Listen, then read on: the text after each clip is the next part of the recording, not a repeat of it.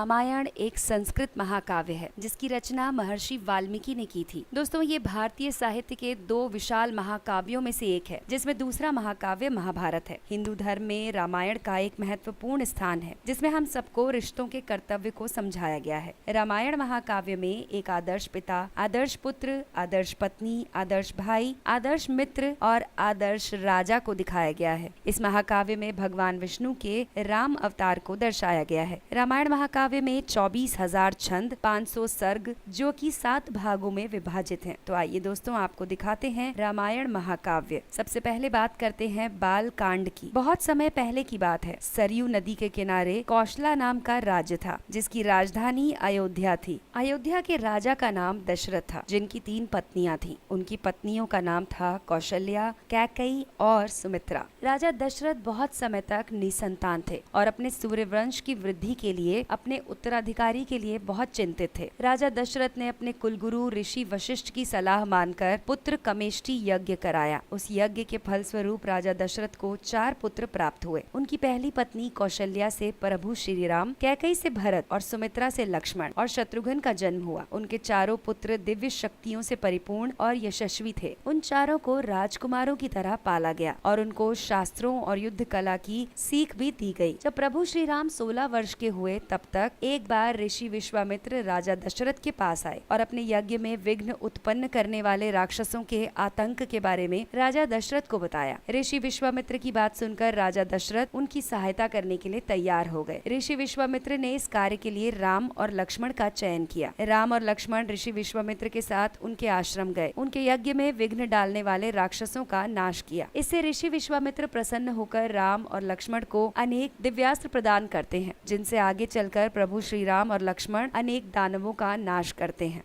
दूसरी तरफ मिथिला नरेश थे, जो कि निसंतान थे। संतान प्राप्ति के लिए वो बहुत चिंतित थे। उन्हें गहरे कुंड में एक बच्ची मिली। तब राजा जनक की खुशी का ठिकाना न रहा। राजा जनक उस बच्ची को भगवान का वरदान मानकर अपने महल में ले गए। उन्होंने उसका नाम सीता रखा। राजा जनक अपनी पुत्री सीता को बहुत अधिक प्रेम करते थे। सीता धीरे धीरे बड़ी हुई। सीता गुण और अद्वितीय सुंदरता से परिपूर्ण थी। जब सीता विवाह योग्य हुई तब राजा जनक अपनी प्रिय पुत्री सीता के लिए उनका स्वयंवर करने लगे। राजा जनक ने सीता के स्वयंवर में शिव का धनुष उठाने का और उस पर प्रत्यंचा चढ़ाने की शर्त रखी। सीता के गुण और सुंदरता की चर्चा पहले ही चारों तरफ फैल चुकी थी। सीता के स्वयंवर की बात सुनकर राजा सीता स्वयंवर में भाग लेने के लिए आने लगे। ऋषि विश्वामित्र भी राम और लक्ष्मण के साथ सीता स्वयंवर में पहुंचे। जब सीता से शादी करने की इच्छा लिए दूर दूर के राजा महाराजा स्वयंवर में एकत्रित हुए तो स्वयंवर आरंभ हुआ। सारे राजाओं ने शिव धनुष उठाने की कोशिश की, लेकिन उठा नहीं पाए। तब ये देखकर राजा जनक बहुत चिंतित हो गए। तब उन्होंने ऋषि विश्वामित्र से कहा कि वो उनकी चिंता को दूर करें और ऋषि विश्वामित्र ने अपने शिष्य राम से इस धनुष को उठाने के लिए कहा। प्रभु राम अपने गुरु को प्रणाम करके उठे और उन्होंने धनुष को बड़ी सरलता से उठा लिया और उस पर प्रत्यंचा भी चढ़ा दी। प्रत्यंचा चढ़ाने लगे तो धनुष टूट गया। राजा दशरथ की शर्त के अनुसार प्रभु श्री राम से सीता का विवाह हुआ। तो दोस्तों, आइए बढ़ते हैं अगले कांड की तरफ। इसका नाम है अयोध्या कांड। राम और सीता के विवाह को 12 वर्ष बीत गए थे। राजा दशरथ वृद्ध हो गए थे। वो अपने बड़े बेटे राम को अयोध्या के सिंहासन पर बिठाना चाहते थे। तब एक शाम राजा दशरथ की दूसरी पत्नी का कैकेयी अपनी एक चतुर्दासी मंथरा के बहकावे में आकर राजा से 2 वचन मांगने लगी, जो राजा दशरथ ने कई वर्ष पहले कैकेयी को देने का वचन दिया था। कैकेयी ने राजा दशरथ से अपने पहले वचन के रूप में राम को 14 वर्ष का वनवास और दूसरे वचन के रूप में अपने पुत्र भरत को अयोध्या के राज सिंहासन पर बैठाने की बात कही। कैकेयी की दोनों वचनों को सुनते ही राजा दशरथ का दिल टूट गया। ना चाहते हुए भी राजा दशरथ ने अपने प्रिय पुत्र राम को बुलाकर 14 वर्ष के लिए वनवास जाने को कहा। राम ने अपने पिता राजा दशरथ का बिना कोई विरोध किए उनकी आदेश स्वीकार कर लिया। सीता और लक्ष्मण को प्रभु राम के वनवास जाने के बारे में पता चला तो उन्होंने भी राम के साथ वनवास जाने का आग्रह किया। जब राम ने अपनी पत्नी सीता को अपने साथ वन में ले जाने से मना किया तब सीता ने प्रभु राम से कहा कि जिस वन में आप जाएंगे वही मेरा अयोध्या है और आपके बिना अयोध्या मेरे लिए नरक समान है। इस दौरान भरत, जो अपने मामा के यहाँ गए हुए थे, अयोध्या की घटना सुनकर बहुत ही ज्यादा दुखी हुए। भरत ने अपनी माता कैकेयी को अयोध्या के राज सिंहासन पर बैठने से मना कर दिया और वो भी अपने भाई राम को ढूंढते हुए वन में चले गए। वन में जाकर भरत राम, लक्ष्मण और सीता से मिले, उनसे अयोध्या वापस लौटने का आग्रह किया। तब राम ने अपने पिता के वचन का पालन करते हुए अयोध्या वापस नहीं लौटने का प्रण लिया। और तब भरत ने भगवान राम की चरण पादुका अपने साथ अयोध्या वापस लेकर उन्हें ही राज सिंहासन पर रख दिया। अब बात करते हैं अरण्य कांड की। भगवान राम के वनवास को 13 वर्ष बीत गए थे। वनवास का अंतिम वर्ष चल रहा था। भगवान राम, सीता और लक्ष्मण गोदावरी नदी के किनारे जा रहे थे। गोदावरी के निकट एक जगह सीता जी को बहुत पसंद आई। उस जगह का नाम था पंचवटी। भगवान राम अपनी पत्नी की भावना को समझते हुए शेष वनवास वहीं बिताने का निर्णय लेने लगे। वहीं पर उन्होंने अपनी कुटिया बनाई। पंचवटी के जंगलों में एक दिन शूर्पणखा नाम की राक्षसी औरत उनके पास पहुंची। लक्ष्मण को अपने रंग रूप से लुभाना चाहती थी, जिसमें वो असफल रही। उसने सीता को मारने का प्रयास किया। तब लक्ष्मण ने शूर्पणखा की नाक और कान काट दिए। इस बात की खबर शूर्पणखा के राक्षस भाई खर को पता चली। वो अपने राक्षस साथियों के साथ राम, लक्ष्मण, सीता की कुटिया पर आक्रमण करने आ गया। तब भगवान राम और लक्ष्मण ने खर और उसके सभी राक्षसों का वध कर दिया। जब इस घटना की खबर शूर्पणखा के दूसरे भाई रावण तक पहुंची, तो उसने राक्षस मारीची की मदद से भगवान राम की पत्नी का अपहरण कर लिया।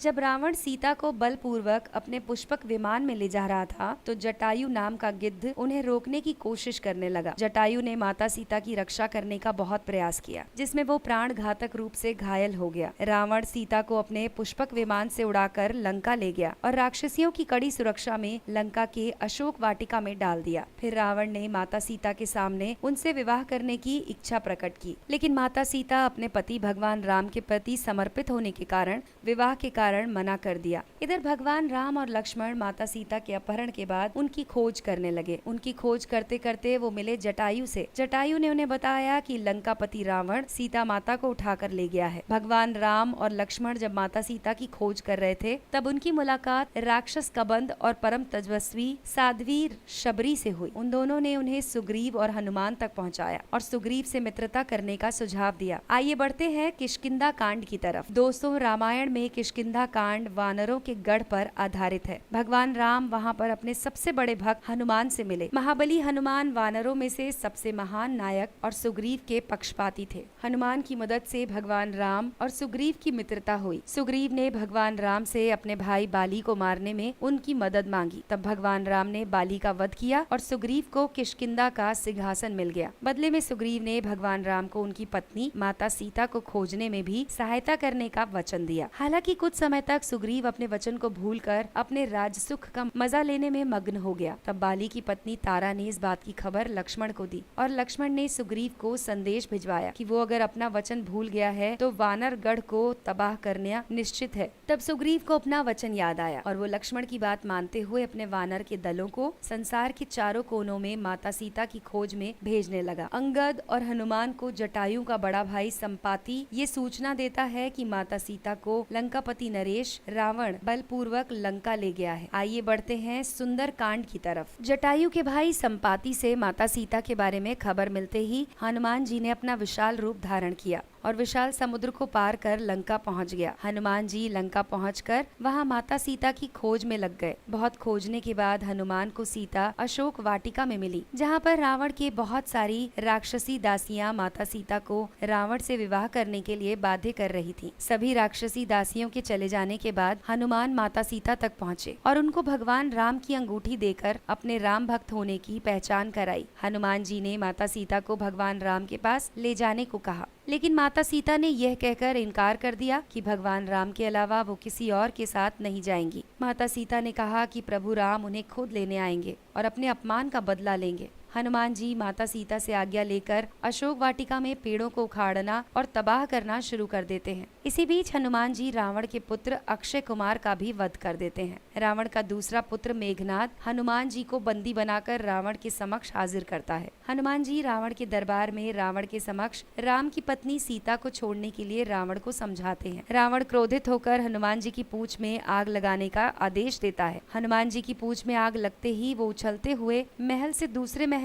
एक छत से दूसरी छत पर जाकर पूरी लंका नगरी में आग लगा देते हैं और वापस विशाल रूप धारण छोड़कर किष्किंधा पहुंच जाते हैं। वहां पहुंचकर हनुमान जी भगवान राम और लक्ष्मण को माता सीता की सारी सूचना देते हैं। इसके बाद है दोस्तों लंका कांड, जो कि युद्ध कांड के नाम से भी जाना जाता है। भगवान राम की सेना और रावण की सेना के बीच युद्ध को दर्शाया गया है। भगवान राम को जब अपनी पत्नी माता सीता की सूचना हनुमान से प्राप्त होती है, तब भगवान राम और लक्ष्मण अपने साथियों के साथ दक्षिणी समुद्र के किनारे पहुंचते हैं। भगवान राम की मुलाकात रावण के भेदी भाई विभीषण से होती है, जो रावण और लंका की पूरी जानकारी भगवान राम को देता है। नल और नील नामक 2 वानरों की सहायता से पूरा वानर दल मिलकर समुद्र को पार करने के लिए राम सेतु का निर्माण करते हैं, ताकि भगवान राम और उनकी वानर सेना लंका तक पहुंच सके। लंका पहुंचने के बाद भगवान राम और लंकापति रावण का भीषण युद्ध होता है, जिसमें भगवान राम रावण का वध कर देते हैं। इसके बाद प्रभु राम ने विभीषण को लंका का सिंहासन दिया।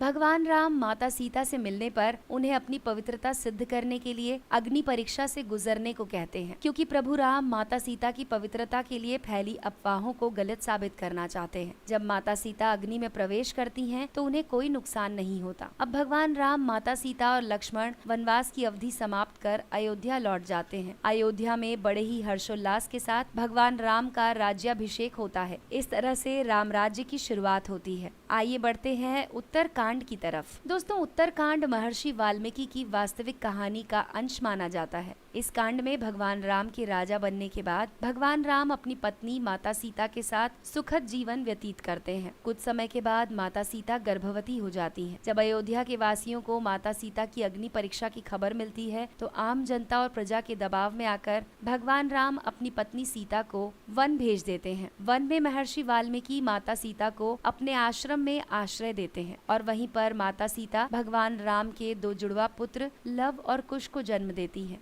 लव और कुश महर्षि वाल्मीकि के शिष्य बन जाते हैं, उनसे शिक्षा ग्रहण करते हैं। महर्षि वाल्मीकि ने रामायण की रचना की, लव कुश को इसका ज्ञान दिया। बाद में भगवान राम अश्वमेध यज्ञ का आयोजन करते हैं, जिसमें महर्षि वाल्मीकि लव और कुश के साथ जाते हैं। भगवान राम और उनकी जनता के समक्ष लव और कुश महर्षि वाल्मीकि द्वारा रचित रामायण का गायन करते हैं। गायन करते हुए लव कुश को माता सीता को वनवास दिए जाने की खबर सुनाई जाती है। भगवान राम बहुत दुखी होते हैं। उसी समय भगवान राम को माता सीता लव कुश के बारे में बताती हैं। भगवान राम को ज्ञात होता है कि लव कुश उनके पुत्र हैं और फिर माता सीता धरती माँ की गोद में समा जाती हैं। धरती के फटने पर माता सीता धरती की गोद में जाती हैं। कुछ वर्षों के बाद देवदूत आकर भगवान राम को सूचना देते हैं कि उनके राम अवतार का प्रयोजन पूरा हो गया है, उनका ये जीवन काल भी खत्म हो चुका है। तब भगवान राम अपने सभी सगे संबंधी और गुरुजनों का आशीर्वाद लेकर सरयू नदी में प्रवेश करते हैं और वहीं से अपने वास्तविक विष्णु रूप धारण कर अपने धाम को चले जाते हैं। तो दोस्तों, ये थी हमारी वीडियो, जिसमें हमने आपको बताई संपूर्ण रामायण की कहानी